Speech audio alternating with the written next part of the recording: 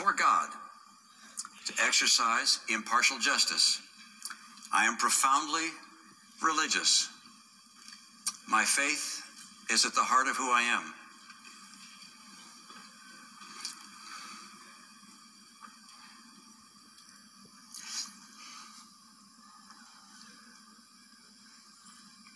I take an oath before God as enormously consequential.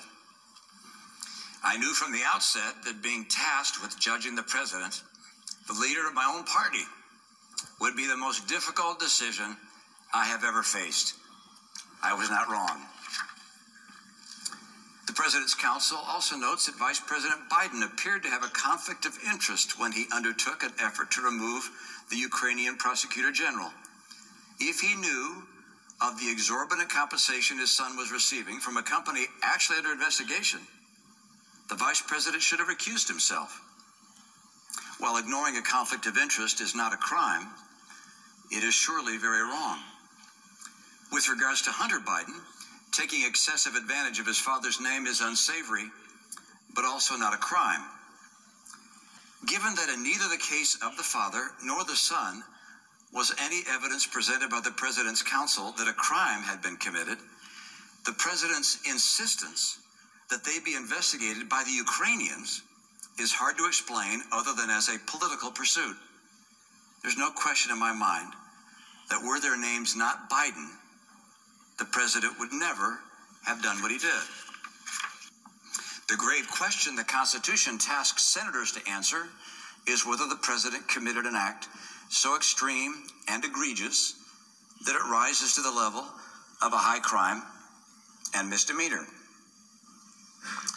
Yes, he did. The president asked a foreign government to investigate his political rival. The president withheld vital military funds from that government to press it to do so. The president delayed funds for an American ally at war with Russian invaders. The president's purpose was personal and political. Accordingly, the president is guilty of an appalling abuse of public trust. What he did was not perfect. No, it was a flagrant assault on our electoral rights, our national security, and our fundamental values. Corrupting an election to keep oneself in office is perhaps the most abusive and destructive violation of one's oath of office that I can imagine. With my vote, I will tell my children and their children that I did my duty to the best of my ability, believing that my country expected it of me. I will only be one name among many, no more, no less, to future generations of Americans who look at the record of this trial. They will note merely that I was among the senators who determined that what the president did was wrong, grievously wrong. We are all footnotes at best in the annals of history, but in the most powerful nation on earth, the nation conceived in liberty and justice, that distinction is enough for any citizen. Mr. Romney. Mr. Romney, guilty. Ms. Romney, not guilty. Slippery, stealthy. Mitt Romney had us fooled. Being in Donald Trump's magnificent hotel and having his endorsement is a delight. Posing as a Republican, he tried to infiltrate Trump's administration as Secretary of State. President-elect Trump is the very man who can lead us to that better future. Now his cover's blown, exposed by news reports as a Democrat's secret asset. I think that it's important for the Vice President and others to understand is it isn't what you intended, it's how it was received. And that's generally about communication in general. So to say I'm sorry that you were offended is not an apology. I'm sorry I invaded your space, but not I'm sorry you were offended. Because what's that? That's not accepting the fact that people think differently about communication, whether it's a handshake, a hug. Now, as you said, I know Joe Biden a long time. My grandchildren love Joe Biden. I mean, he's an affectionate person to children, to senior citizens, to everyone. That's just the way he is, but that's just not the way. Join the Straight Arm Club with me, if you will. What's up, guys? As QAnon says, future proves past. Well, this is an old email article. This is an old news article from Washington Examiner, August 24, 2016. Emails show Clinton denied, then met with Ukrainian donor. Oh, really? Emails made public Tuesday showing a Ukrainian businessman, Major Clinton Foundation donor, was invited to Hillary Clinton's home during the final year of her diplomatic tenure, despite her spokesman insistence 2014 that the donor never crossed paths with Clinton while she served as Secretary of State. Victor Penchuk, who has given up to $25 million to the Clinton Foundation, appeared on the guest list that was sent between Dennis Chang, an executive at the foundation, and Umar Biden, then Clinton's deputy chief of staff at the State Department, ahead of a June 2012 dinner. Biden noted a subsequent email that gathering would be hosted in Clinton's home. Amusing. Again, it pictures of Victor Penchuk. Another one. What's this statistic show? Hillary Clinton, Ukraine. Foreign donors, Ukraine. Wow. England, Saudi Arabia, Germany, Ireland, India, Canada, Argentina, United Arab Emirates, China, Greece, Nigeria, Bosnia, France, Sri Lanka. These are all the donors of foreign donors to the Clinton Foundation, of individuals of more than 50,000 to Clinton Foundation, 1994, 1999, 2014 by nationality of donor. Nationality. So racist. So let's check this out. Largest donor contributed to the Clinton Foundation 2015. Close friend of Bill Clinton. Owned TV channel where Manafort accuser Cheryl Leschenko once worked. Worked with George Soros on projects. Trustee and major funder of the Atlantic Council. Involved in controversial business deals, including with Iran. Again, donated to Clinton Foundation, funded a bill on a TV channel, Manafort accuser Cheryl Leschenko once worked with George Soros on projects, trustee and major funder of the Atlantic Council, involved in controversial business deals including with Iran. Ukrainian media oligarch. Now, in Trump's July 25th phone call with Ukraine, with President Volodymyr Zelensky, the president said, "I would like you to do us a favor, though, because our country has been through a lot and Ukraine knows a lot about it. I would also like you to find out about what happened in this whole situation with Ukraine. They say CrowdStrike. I guess you have one of your wealthy people, the server. They say Ukraine has it." This article. It appears a staffer for Congressman Schiff was sent on a July trip to Ukraine to dig up dirt on Trump, ostensibly while attending a Eurasian summit sponsored by Burisma Holdings, the CIA natural gas front. The trip was sponsored by a think tank group funded by George Soros. It gets worse. Guess who was on the board of the Soros-sponsored think tank? Dmitry Alpetrovich, the co-founder of CrowdStrike, the cybersecurity firm behind the criminal cleanup of the DNC hacking hoax. As corrupt as Joe Biden embargo is, the deep state's main concern is, as it moves to impeach Trump, is to CrowdStrike angle of the story in a background. Joe Biden is simply collateral damage in that effort. Like Trump said, I would like you to do us a favor, though, because our country has been through a lot and Ukraine knows a lot about it. I would like you to find out about what happened to this whole situation with Ukraine. They say CrowdStrike. I guess you have one of your wealthy people, right? Right. Take us back to Victor Penchuk, largest individual contributor to the Clinton Foundation in 2015. Close friend to Bill Clinton. Owned TV channel where Manafort accuser Cheryl Leschenko once worked. Worked with George Soros on projects like CrowdStrike. Trustee and major funder of the Atlantic Council, involved in controversial business deals, including with Iran. Engaging in trying to delegitimize our electoral process.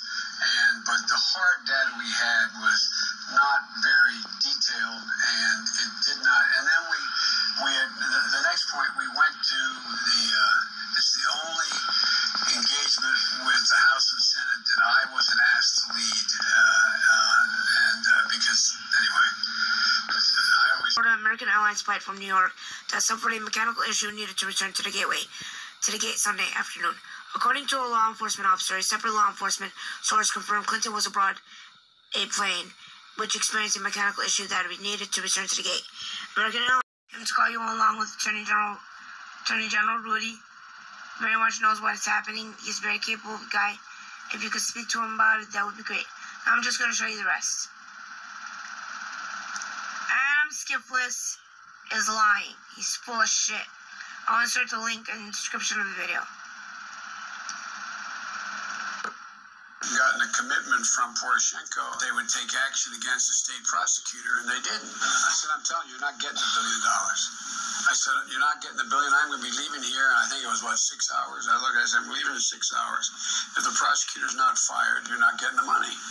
Asking him the question, why is he on the phone with a foreign leader, trying to intimidate a foreign leader? I didn't say that at all. I didn't say that at all. It may get released. I didn't say that at all. I don't think it's a great precedent to be releasing calls with foreign countries, heads of foreign countries. So I don't think it's a great precedent. So I didn't say I was going to release it at all. I will tell you it's a great call. It's a very honorable call. It's a nice call. The Ukrainian government last night, very strongly, they announced that this call was a very nice call. And they also said there was no pressure put on them, like the character over to your left. There was no pressure put on them whatsoever. I put no pressure on them whatsoever. I could have. I think it would probably, possibly have been okay if I did.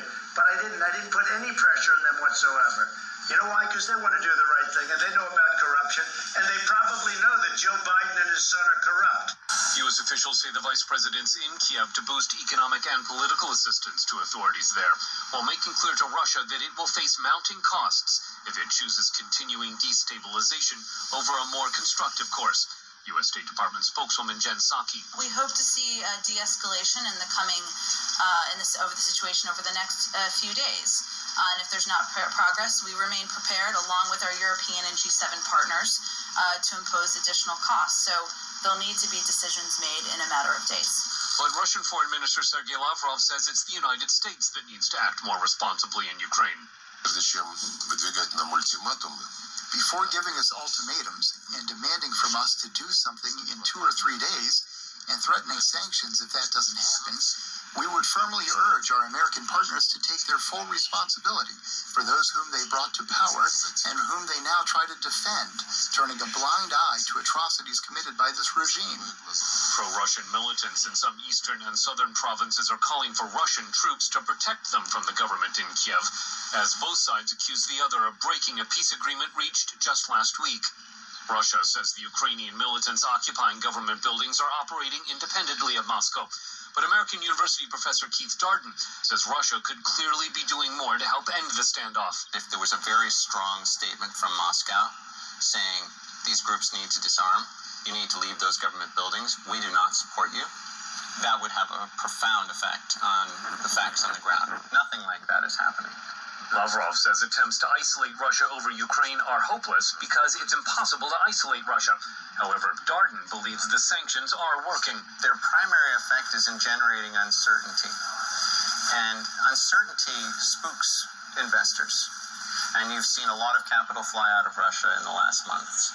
I think if there are new sanctions, even if they're limited in terms of the number of individuals or companies targeted, it's going to continue to raise the prospect that any business transaction with the Russian Federation is going to be sanctioned. Darden says the most important thing Biden can do in Kiev is try to persuade authorities to start talks on constitutional reforms with representatives from the South and from the East, so as to lower tensions before the start of elections next month. Scott Stearns, VOA News at the State Department. Very daunting problems and some might say humiliating threats that are taking place indirectly. Adventure has only just begun. Our spirit is still young. The sun is still rising. God's grace is still shining. And my fellow Americans, the best is yet to come. Thank you. God bless you. And God bless America. Thank you very much.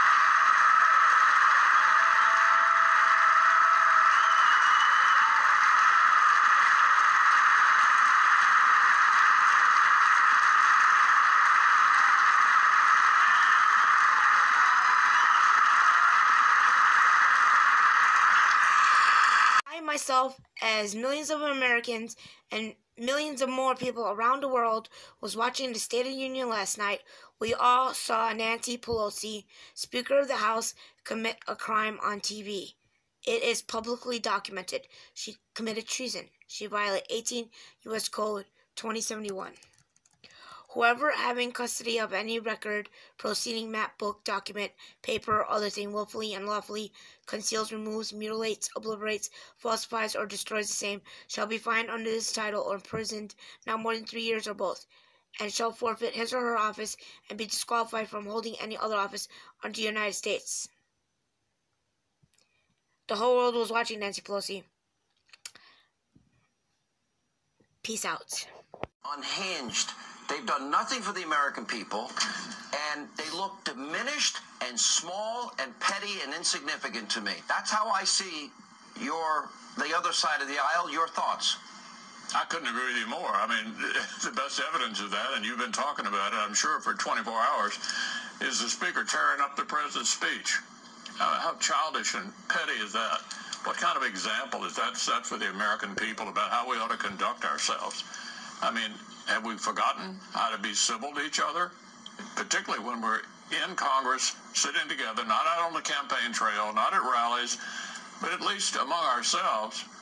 We ought to be able to disagree and not behave like a bunch of children.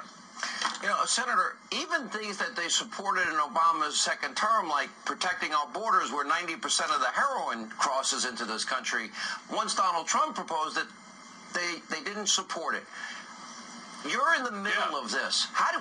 Tell us what you see, what you observe behind the scenes. What is driving them? Well, the best evidence of it has been on display the last 2 or 3 weeks. The most aggressive thing you can do to any president is to try to impeach them. And they did it on a party line vote. And you could best describe it as Trump derangement syndrome. In other words, whatever he's for, they are just have a Pavlovian negative response to it almost immediately. Look, I think the thing to take away here, and I said it in my press conference today, and I think you led with it, this was a thoroughly political maneuver. If it was stupid. It backfired. The president's got the best numbers he's had since he's been in office. My members who are in tough races are all looking at better numbers than they were before impeachment started. Breaking news. Matt Gaetz on filing an ethics complaint against Speaker Pelosi for destroying real Donald Trump's State of the Union speech. Her conduct was beneath the dignity of the House and a potential violation of law 18 U.S.C. 2071. Nobody is above the law. She must be held accountable.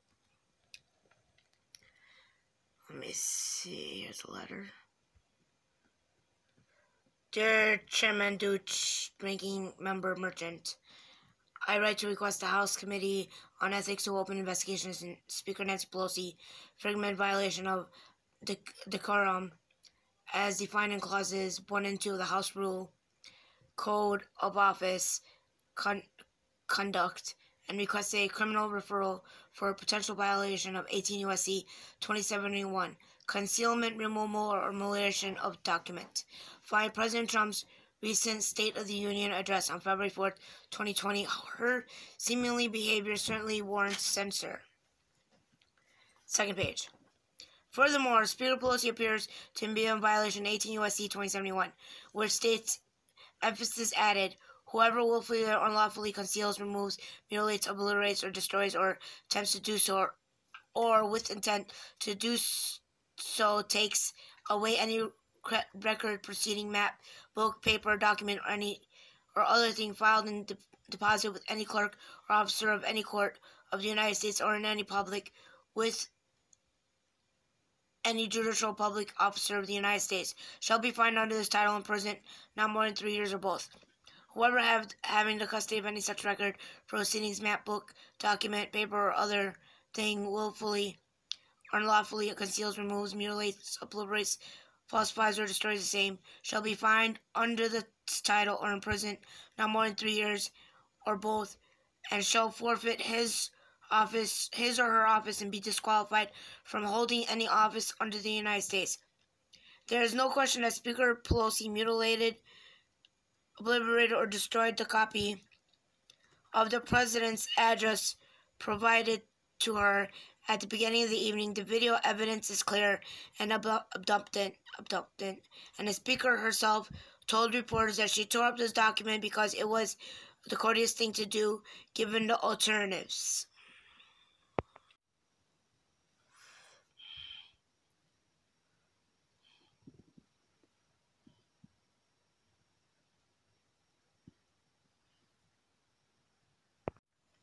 Alexander Soros and all those in the picture. Eric Caramella and all those in the picture.